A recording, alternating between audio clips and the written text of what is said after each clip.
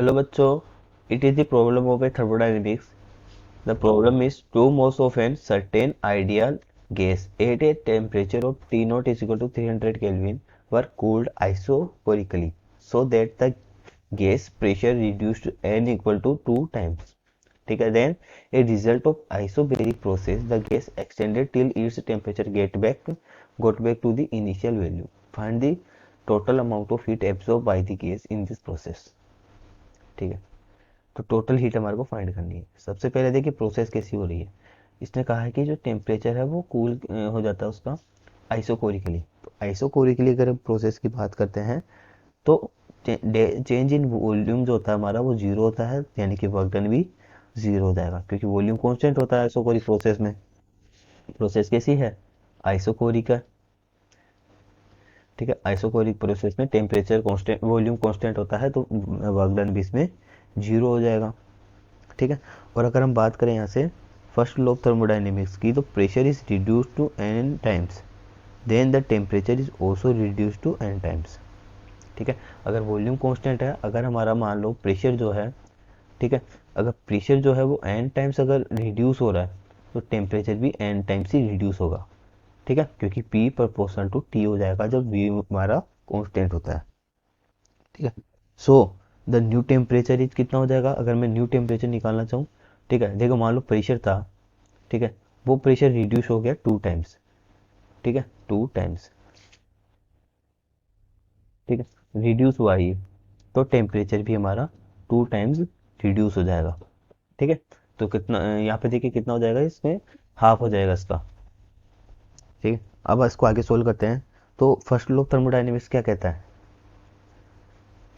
Change in heat जो है, ठीक है, डेल्टा क्यू।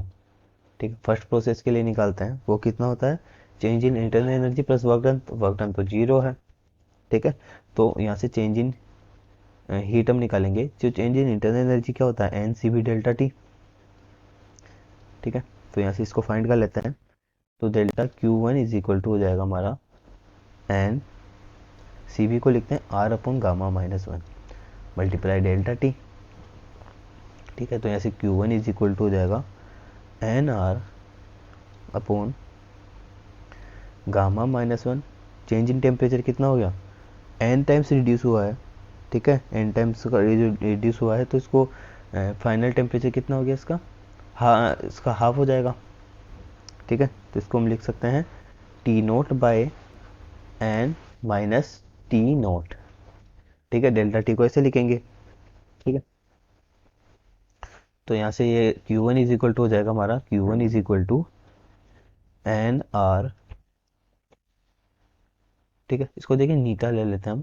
ठीक है, तो n R upon T naught यहाँ से कॉमन आ जाएगा तो यहाँ पे बचेगा वन माइनस के नीटा अपॉन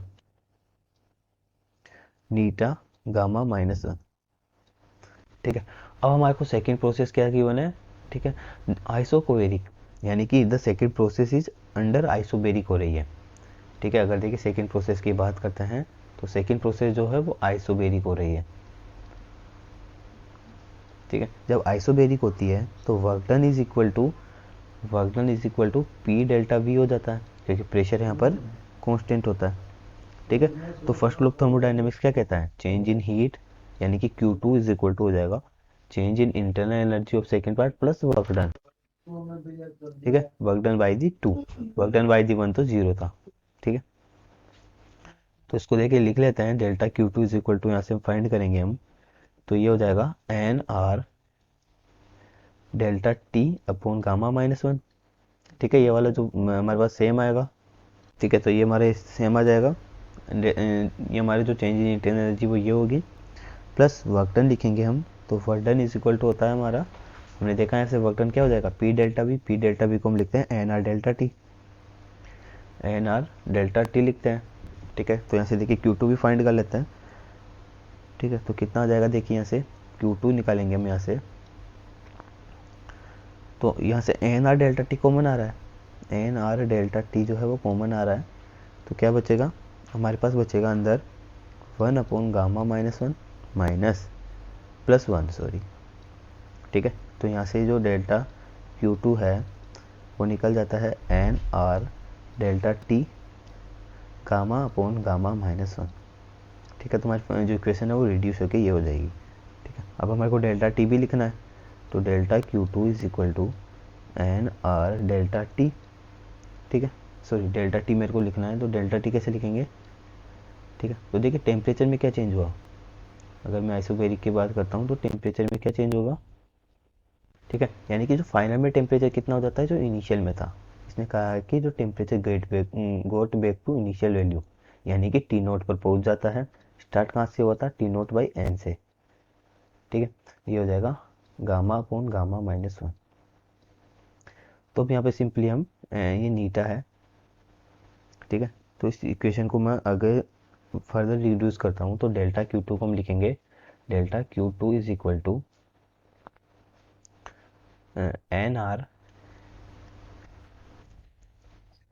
ठीक है, और यहाँ से देखिए गामा को भी बाहर ले लेते हैं। गामा ब्रैकेट में हमारे पास बचेगा नीटा माइनस वन डिवाइड बाई नीटा गामा माइनस वन। ठीक है, अब मेरे को हीट फाइंड करनी है, तो देखिए मैं क्या करता हूँ यहाँ से delta q one plus delta Q two दोनों को ऐड कर दूंगा। ठीक है, तो यहाँ से कितना जाएगा, डेल्टा क्यू वन कितना है। ठीक है, वो है हमारा N R T naught one minus के नीटा अपॉन नीटा gamma minus one plus delta Q two निकाला हमने। ठीक है, दोनों की वैल्यूज रख देंगे। देखिए एक तो हमारा ये था, सेम आ जाएगा। दूसरा हमने यहाँ से निकाला था, ठीक है, वो भी यहाँ पे रख देंगे। ठीक है, तो ये आ जाएगा n R gamma theta minus one divide by theta gamma minus one. ठीक है, अब देखिए यहाँ पे कॉमन जो आ रहा है उसको कॉमन निकाल लेते हैं। तो यहाँ से जो क्यू हमारी हीट हमारे को मिलेगी एन आर टी नोट। ठीक है, वो आ जाएगी वन माइनस के वन अपॉन नीटा। ठीक है, यहाँ से ये हमारा देखिए ये हमारा कैंसिल हो जाएगा। ठीक है, यहाँ से एलसीएम लेके सोल्व करेंगे इसको, तो हमारे पास फाइनल जो इक्वेशन बन के आएगी वो ये हो जाएगी। ठीक है, तो अब इसको सोल्व करेंगे यहाँ से, तो देखिए एन की जो वैल्यू है वो टू है। ठीक है, एन की वैल्यू देखिए यहाँ से वैल्यूज रख देते हैं टू। आर की जो वैल्यू होती है 8.3, इनिशियल टेम्परेचर 300 है। वन माइनस के वन अपॉन नीटा की जो वैल्यू इसने कहा है कि टू टाइम्स की वन है। ठीक है, तो टू टाइम रिड्यूस हुई थी। ठीक है, तो यहाँ से इस जो हमारे पास हीट मिलेगी इसको सोल्व करेंगे। ठीक है, तो आ जाएगी 2490 जूल। ठीक है, इसको अप्रोक्सीमेट हम लिख सकते हैं 2.5 किलो जूल। ठीक है, ये हमारा इसका फाइनल आंसर है। I hope you understand this whole concept. Thank you, best of luck.